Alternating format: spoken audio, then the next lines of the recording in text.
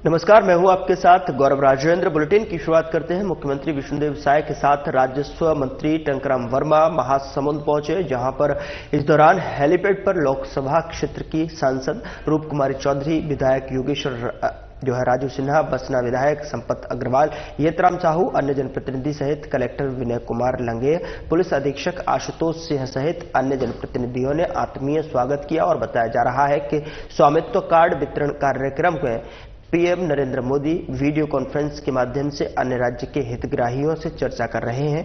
जिले में 10,850 स्वामित्व कार्ड बनाए गए हैं। मुख्यमंत्री की ओर से महासमुंद में स्वामित्व कार्ड वितरण किया जाएगा।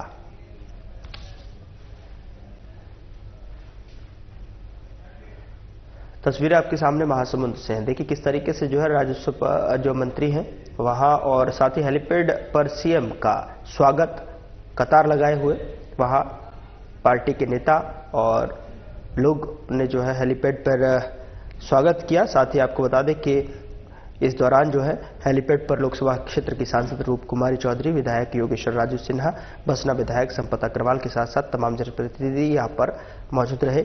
और बता दें कि स्वामित्व कार्ड वितरण कार्यक्रम में PM Narendra Modi video conference के माध्यम से अन्य राज्य के हितग्राहियों से चर्चा कर रहे हैं।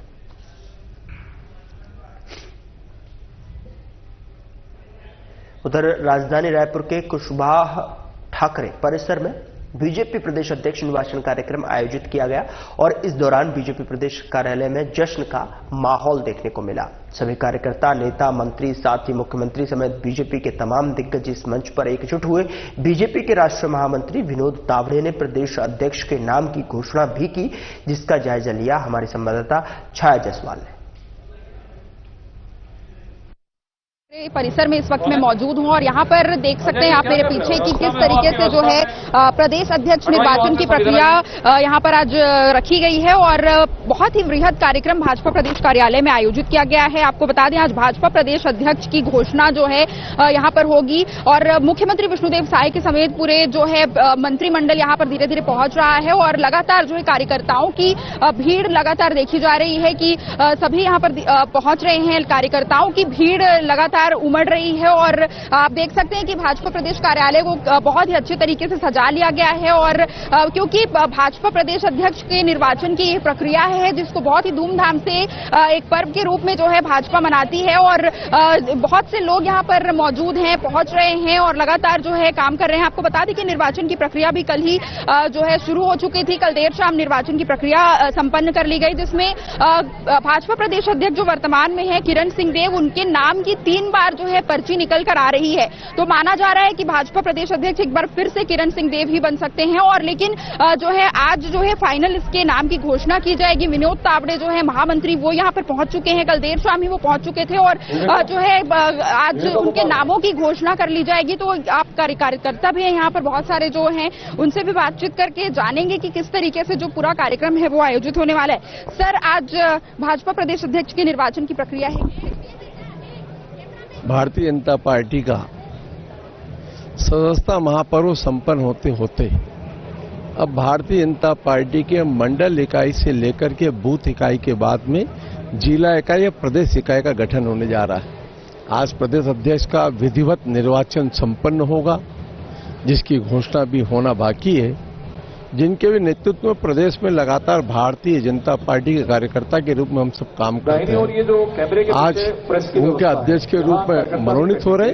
हमारी ओर से बहुत बहुत शुभकामनाएं। सर, माना जा रहा है कि किरण सिंह देव फिर से प्रदेश अध्यक्ष बनेंगे, तो किस तरीके? सामान्य रूप से कल जो 3 फॉर्म आए उसमें एक ही नाम आया है, माननीय किरण देव सिंह जी, और विधिवत रूप से तो आप देख सकते हैं कि वर्तमान में जो भाजपा प्रदेश अध्यक्ष हैं किरण सिंह देव, उनकी 3 बार नामों की घोषणा होने की संभावना जताई जा रही है और लगातार 3 बार उनका नाम सामने आ चुका है। तो माना जा रहा है कि पूरी संभावना है कि भाजपा प्रदेश अध्यक्ष एक बार फिर से किरण सिंह देव को ही मनाया जाएगा। तो तैयारियां पूरी है और कुछ ही देर में मुख्यमंत्री विष्णुदेव साय यहाँ पर पहुंचेंगे और कार्यक्रम की विधिवत रूप से शुरुआत की जाएगी और इसके बाद भाजपा प्रदेश अध्यक्ष की घोषणा आज कर ली जाएगी। तो आज पूरी तैयारी इसके लिए कर ली गई है और जो है महामंत्री हैं विनोद तावड़े वो भी पहुंच चुके हैं राजधानी रायपुर। कल देर शाम ही वो पहुंच गए थे और आज जो है नाम की घोषणा, फाइनल अनाउंसमेंट वो करने जा रहे हैं। तो कैमरामैन वीरेंद्र के साथ मैं छाया जायसवाल, साधना प्लस न्यूज रायपुर।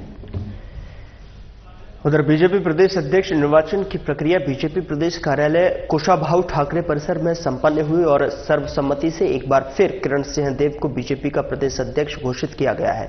बीजेपी राष्ट्रीय महामंत्री विनोद तावड़े ने प्रदेश अध्यक्ष के नाम की घोषणा की है। मामले पर कांग्रेस के एक बयान जिसमें उन्होंने कहा कि प्रदेश अध्यक्ष के लिए कई नाम थे, लेकिन भारतीय जनता पार्टी एक ही व्यक्ति को बार बार प्रदेश अध्यक्ष बना रही है। और इस मामले पर पलटवार करते हुए उप मुख्यमंत्री विजय शर्मा ने कहा कि हमारी पार्टी में सर्वसम्मति और सभी के समर्थन से सब कुछ तय होता है। कांग्रेस के जैसा नहीं है कि घर के व्यक्ति ही प्रदेश अध्यक्ष बना दिए जाए।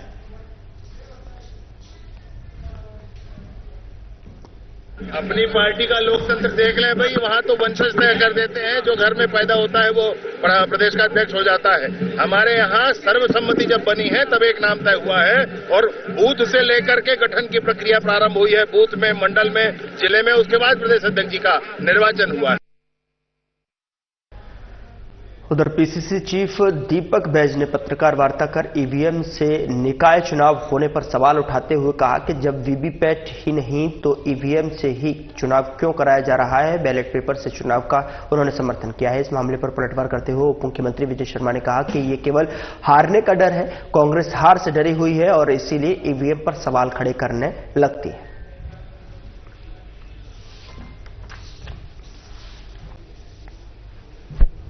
को हारने का भय सताने लगा है, मैं पक्का समझ सकता हूं।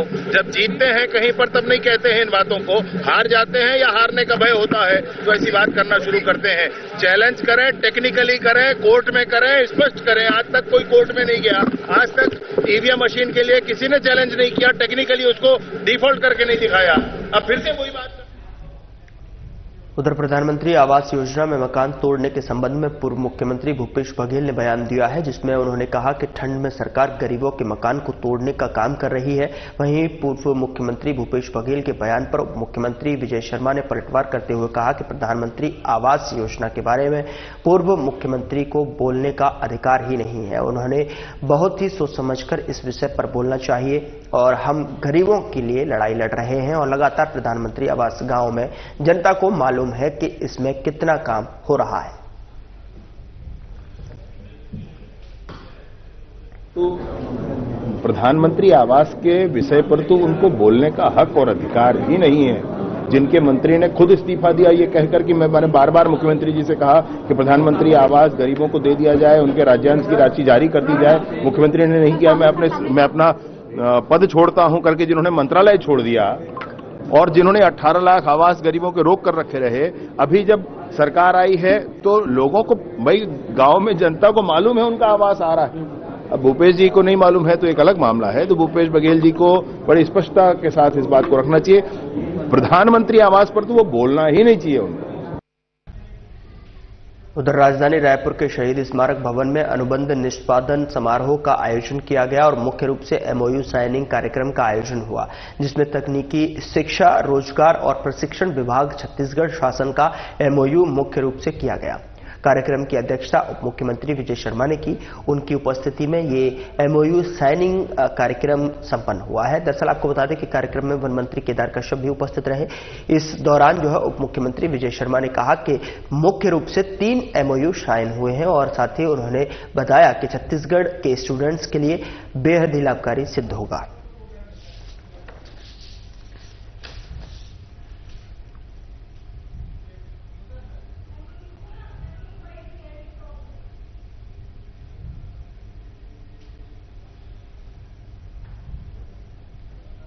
चाहता हूं टेक्निकल एजुकेशन छत्तीसगढ़ शासन के अंतर्गत माननीय विष्णुदेव साय जी की प्रेरणा से आईटीआईज जो काम कर रहे हैं, जितने पॉलिटेक्निक कॉलेजेस हैं और जितने इंजीनियरिंग कॉलेजेस हैं, इन कॉलेजेस में जो स्टूडेंट्स हैं उनके लिए 3 बातें। पहला तो यह है कि इनके पंजीयन की जो पुरानी प्रक्रिया थी, पंजीयन कार्यालय में जाकर के, रोजगार कार्यालय में जाकर के इनको ऑफलाइन पंजीयन करना होता था, वो समाप्त करके एक एप्लीकेशन सीजी रोजगार बना करके उसमें सबका पंजीयन किया जा रहा है। पहली बात। दूसरी बात यह है कि हमारे यहां जितने भी स्टूडेंट्स हैं अपना टैग प्राइवेट लिमिटेड एक कंपनी है जिसके पास 6 करोड़ ऐसे डाटा है कि जिसमें किसको काम करना है और कहां पर जॉब अपॉर्चुनिटी है। ये दोनों ही बातें उनके अपने लोकेलिटी के हिसाब से, जहां की वो रहने वाले हैं उस हिसाब से उनके पास है। तो उस कंपनी से हमने अनुबंध किया है, वो ये कह के कि हमारे इन स्टूडेंट्स को भी हम आपकी कंपनी से जोड़ करके और इनको भी हम जॉब प्रोवाइड करा सके। तो जितने भी आईटीआई हैं, पॉलिटेक्निक हैं और इंजीनियरिंग कॉलेजेस हैं, इन सारे के स्टूडेंट्स जो पास आउट हो चुके हैं और जो अभी हैं, इन सबको मिला करके हम इनका पंजीयन अपना टेक में करा करके और अपना टेक के जो 6 करोड़ डाटाबेस है उसका यूज छत्तीसगढ़ के स्टूडेंट्स के लिए करना चाहते हैं। मैं सोचता हूं कि अच्छी मात्रा में हमारे लोगों को वहां पर जॉब अपॉर्चुनिटी मिल पाएगी। और इनसे ये भी कहा है कि भाई साल दर साल आप हमको स्पष्ट करेंगे।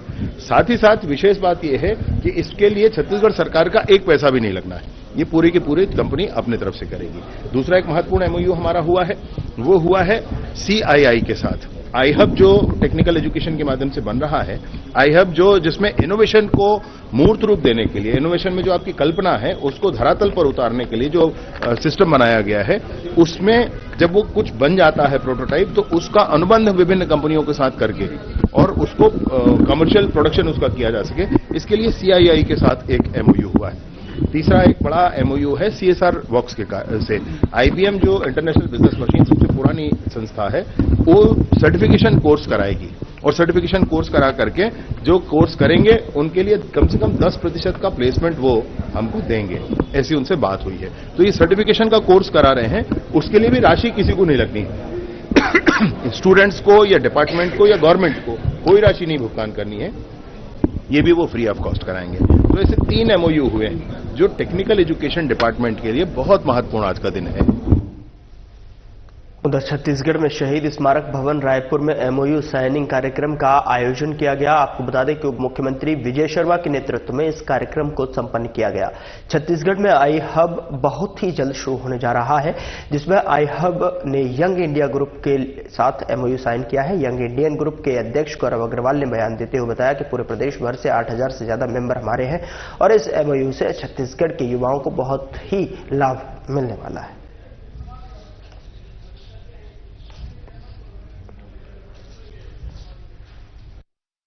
इंडियंस रायपुर छत्तीसगढ़, सीआईआई का यूथ विंग है यंग इंडियंस। तो विजय शर्मा सर के उपलक्ष्य में हमने आई हब के साथ एमओयू किया है। छत्तीसगढ़ गवर्नमेंट एक स्टेट इंक्यूबेटर लेके आ रहा है छत्तीसगढ़ में, आई हब। तो वो यंग इंडियंस कम्युनिटी जो देश भर में प्रसिद्ध है, हमारे अप्रोक्सीमेटली 8000 से प्लस मेंबर्स हैं पूरे इंडिया में, रायपुर में भी 250 प्लस मेंबर हैं। हम एंटरप्रेन्योरशिप और इनोवेशन में बहुत जोर शोर से काम करते हैं। सारे मेंबर्स विभिन्न इंडस्ट्रीज के ओनर्स हैं, मालिक हैं, अलग अलग सेक्टर्स के अलग अलग फील्ड में सारे मास्टर्स हैं। तो हम छत्तीसगढ़ की जो युवा है, उनके आइडियाज हैं, उनको हम मेंटरशिप देंगे, वो आइडियाज को इनोवेट करते हुए उनको पिच रेडी बनाएंगे, एक सक्सेसफुल बिजनेस में ट्रांसफॉर्म करेंगे। ये आइडिया आई हब और यंग इंडियंस के बीच में ये कोलैबोरेशन हुआ है। उधर रायपुर में श्रम मंत्री लखनलाल देवांगन के निवास स्थान में डीबीटी के माध्यम से श्रमिकों के खाते में राशि हस्तांतरण कार्यक्रम का आयोजन किया गया। श्रम मंत्री लखनलाल देवांगन ने जो है इस दौरान कार्यक्रम में मौजूद हुए, उन्होंने 31 करोड़ 81 लाख रुपए डीबीटी के माध्यम से राशि हस्तांतरित की और श्रमिकों के खाते में सीधे राशि का अंतरण हुआ है। और साथ ही इस दौरान उन्होंने कहा कि मुख्यमंत्री के निर्देश पर जनता को सभी योजनाओं का लाभ मिलता रहे और इसके लिए हम लगातार प्रयास कर रहे हैं, लोगों को योजनाओं का लाभ मिले और इसलिए लगातार काम कर रहे हैं। उन्होंने कहा कि 68 प्रकार की योजनाएं हमारे विभाग में चलती हैं, हर योजना का समय पर लाभ मिल सके और इसके लिए मुख्यमंत्री भी लगातार काम कर रहे हैं। श्रमिकों को 31 करोड़ 81 लाख रुपया उनके खाते में ट्रांसफर किया गया है।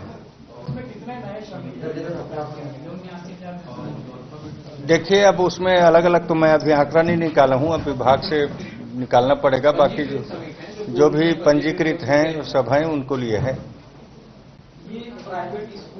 हाँ, अभी आगामी स्कूल सत्र से ये प्रारंभ हो जाएगी और पहले हम लोग अभी थोड़ा कम संख्या में कर रहे हैं, फिर धीरे धीरे उसको जैसा हम लोगों को सुझाव प्रस्ताव मिलेगा और कैसा हम लोग को सफलता मिलता है उसके हिसाब से आगे और बढ़ने का प्रयास करेंगे। कम संख्या में कर कोई क्राइटेरिया तय की गई है कि अभी शुरुआत में 1000-1200 की संख्या लगभग आएगी अभी शुरुआत में।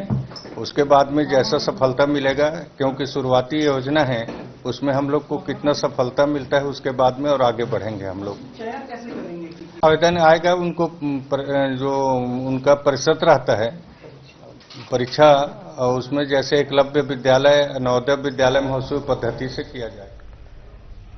उधर रायपुर कलेक्टर डॉक्टर गौरव सिंह ने रेड क्रॉस सभाकक्ष में चौपाल लगाकर कलेक्ट्रेट में अधिकारियों और कर्मचारियों की समस्याएं सुनी। कलेक्टर ने सभी अधिकारियों और कर्मचारियों को साइबर अपराध के प्रति जागरूक भी किया है। साथ ही अपराध से बचाव के भी टिप्स दिए गए हैं। इस दौरान कलेक्टर ने कहा कि कलेक्ट्रेट कार्यालयों में अब कर्मचारियों की निष्ठा ऐप के माध्यम से अटेंडेंस की अनिवार्यता होगी और आपको बता दें कि कर्मचारी मोबाइल के माध्यम से भी अपनी अटेंडेंस लगा सकेंगे। साथ ही कार्यालय में भी ऐप के माध्यम से कर्मचारी अपनी उपस्थिति दर्ज करा सकेंगे। अगले सप्ताह से निष्ठा ऐप से जो है उपस्थिति अनिवार्य हो जाएगा।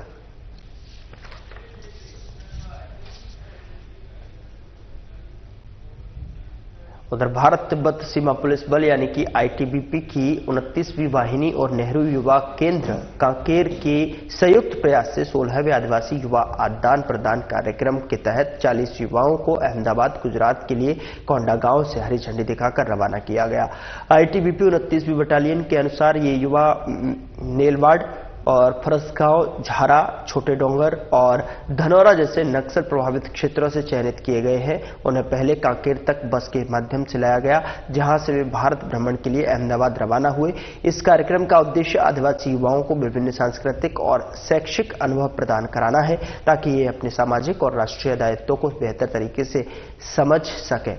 साथ ही कार्यक्रम के दौरान आईटीबीपी 29वीं वाहिनी के कमांडेंट दुष्यंत राज जायसवाल ने बताया कि बल का मुख्य उद्देश्य न केवल सुरक्षा प्रदान करना है, बल्कि नक्सल प्रभावित क्षेत्रों में रह रहे ग्रामीणों के सामाजिक और आर्थिक विकास में योगदान देना है।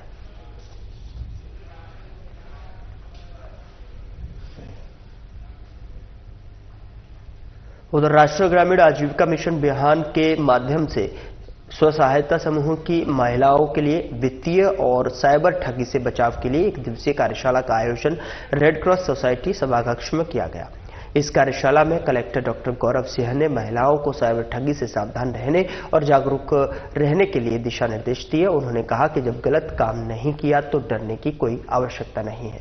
लुभावने फोन कॉल से बचें और ऐसी घटनाओं की शिकायत नजदीकी थाने में करें। कार्यक्रम में जिला पंचायत सीईओ विश्वदीप ने पैसे के सदुपयोग के बारे में चर्चा की और इस पर ध्यान देने की आवश्यकता जताई है।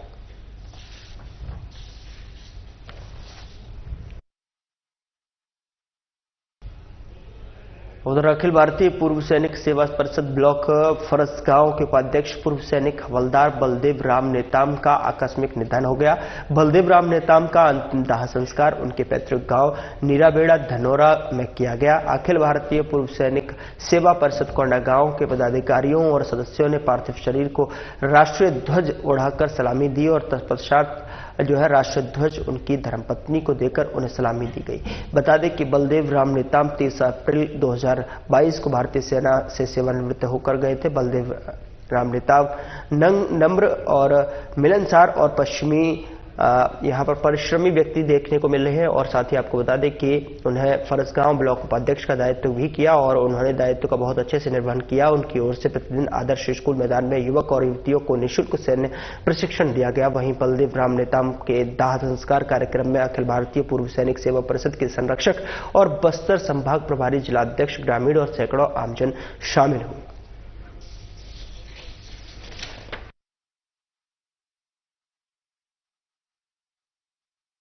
उधर विकासखंड माखड़ी के ग्राम पंचायत बबई में 3 दिवसीय श्रीराम कथा का आयोजन किया गया, जिसमें ग्रामवासियों और क्षेत्रवासियों ने हिस्सा लिया।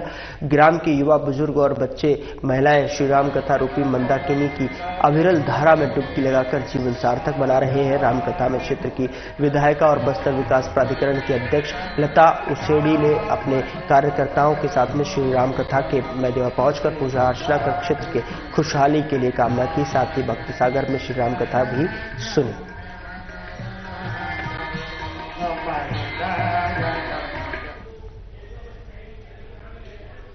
उधर कोंडागांव के शासकीय गुंडाधर स्नातकोत्तर महाविद्यालय में एनसीसी बटालियन परचनपाल से सूबेदार मेजर धर्मेंद्र सिंह के निर्देशन में सशस्त्र बल भूतपूर्व सैनिक सेवा दिवस और सेना दिवस संयुक्त रूप से मनाया गया। और ये कार्यक्रम देश के पूर्व सैनिकों के निस्वार्थ कर्तव्य और बलिदान को श्रद्धांजलि देने के लिए मनाया गया। कार्यक्रम का संचालन महाविद्यालय की महिला एनसीसी यूनिट के केयरटेकर नेहा बंजारे ने की। और साथ ही आपको बता दें कि उक्त कार्यक्रम में अखिल भारतीय पूर्व सैनिक सेवा परिषद जिला कोंडागांव से मुख्य अतिथि के रूप में जिला अध्यक्ष सूरज यादव और उपाध्यक्ष अजनेर लकड़ा, सचिव उमेश साहू और कोषाध्यक्ष सोमेश्वर भारती और एनसीसी परचनपाल से पीआई स्टाफ सूबेदार विनोद कुमार उपस्थित थे। कार्यक्रम की अध्यक्षता करते हुए महाविद्यालय के प्राचार्य डॉक्टर सीआर पटेल सर ने अपने उद्बोधन में सशस्त्र बल भूतपूर्व सैनिक सेवा दिवस पर चर्चा की और उन्होंने सभी शहीदों के बलिदान और प्रथम जनरल एम करियप्पा के त्याग के बारे में बताया और उनके त्याग और संघर्षों को नमन किया।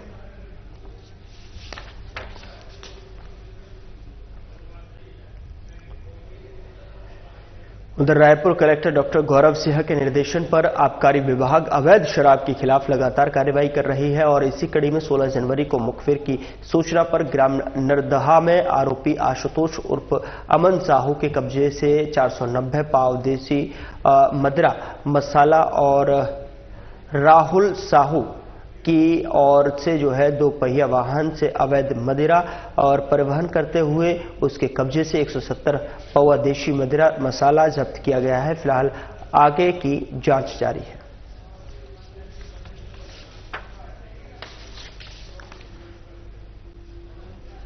उधर रायपुर में ऑटो एक्सपो 2025 का शुभारंभ साइंस कॉलेज मैदान में किया गया। मुख्यमंत्री विष्णुदेव साय कार्यक्रम में मुख्य अतिथि के रूप में मौजूद रहे और उन्होंने इस ऑटो एक्सपो का शुभारंभ किया। आपको बता दें कि कार्यक्रम 1 महीने तक चलेगा, जिसमें यहां से खरीदी पर 50% की आरटीओ करने पर छूट भी दी जाएगी।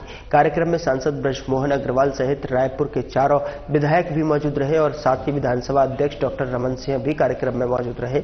इस दौरान मुख्यमंत्री विष्णुदेव साय ने सभी प्रदेशवासियों से अपील की कि यहां पर आकर खरीदी करें और विशेष छूट भी पाए।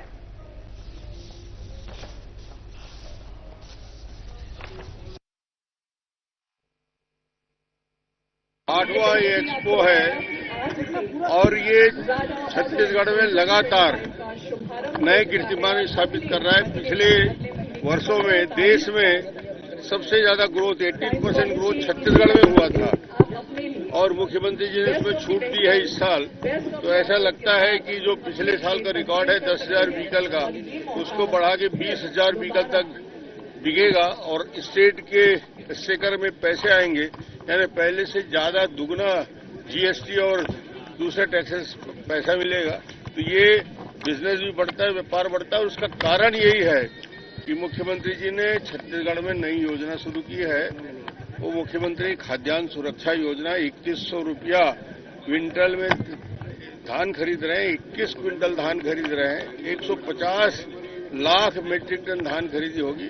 करीब करीब 50,000 करोड़ किसानों के पास पैसा जाता है। तो कहीं न कहीं छत्तीसगढ़ के व्यापार व्यवसाय में वृद्धि होती है और ऑटो और ये जो 2 व्हीलर्स और 4 व्हीलर्स की बिक्री बढ़ रही है और छत्तीसगढ़ हर क्षेत्र में आगे बढ़ रहा है।